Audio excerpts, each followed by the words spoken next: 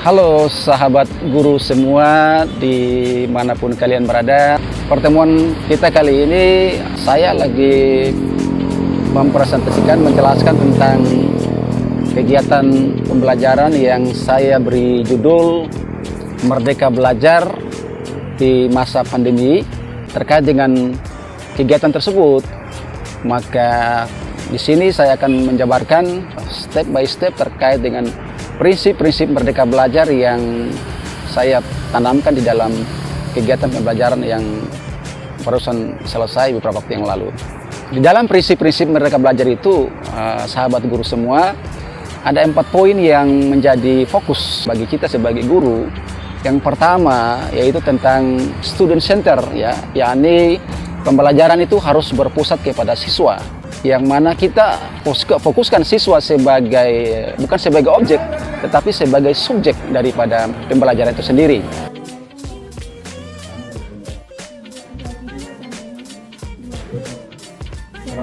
Karena tujuan kita di sini adalah untuk bagaimana membawa siswa ke arah yang lebih baik, baik dari sisi pengetahuan, keterampilan, maupun aspek lain.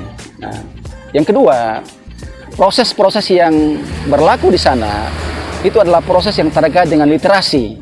Nah, di sini literasi yang dimaksudkan adalah literasi secara numerik, literasi secara sosial, dan literasi-literasi yang lain. Nah, untuk itu sebagai guru juga di dalam proses pembelajaran itu ada tambahan-tambahan, ada unsur-unsur tambahan yang perlu kita tanamkan kepada siswa, yang mana bagaimana siswa punya kemampuan dalam berliterasi baik secara sosial, kemudian secara numerik, sehingga di akhir pembelajaran nanti mereka punya kemampuan secara umum itu bisa terangkat, bisa diberdayakan dengan baik, ya.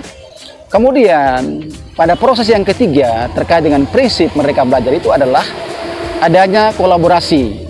Kolaborasi yang dimaksudkan di sini adalah, Bapak Ibu sekalian, kolaborasi antara guru dengan siswa.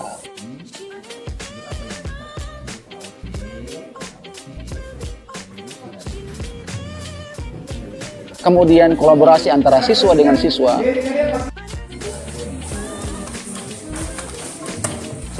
Bahkan kolaborasi antara guru dengan rekan sejawat. Nah, untuk itu pembelajaran harus bersifat terbuka, Bapak Ibu sekalian, sahabat guru dimanapun kalian berada. Kita tidak boleh lagi menutup diri terhadap dunia luar.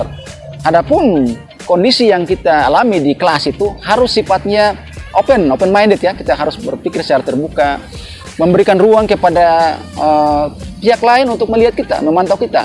Apakah itu rekan sejawat, apakah itu orang tua, atau stakeholder, boleh silakan kita membuka ruang untuk mereka untuk mengamati kita. Sehingga di situ ada feedback atau umpan balik, ya. Ada mungkin semacam ada instruksi atau ada masukan-masukan yang perlu kita ambil dari mereka sebagai bahan evaluasi bagi kita.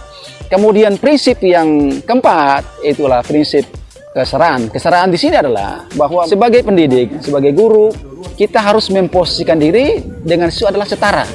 Tidak boleh ada gap di sana, tidak boleh ada jarak di sana. Kita harus merangkul mereka.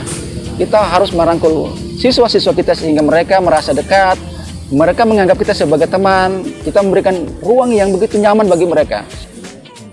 Memberikan rasa aman, memberikan kenyamanan, kebahagiaan, sehingga pembelajaran yang timbul di situ bernuansa kemerdekaan, merdeka belajar yang nyaman, yang membuat siswa itu merasa betah, bahkan mereka selalu ingin bertemu dengan kita sebagai guru dimanapun itu berada.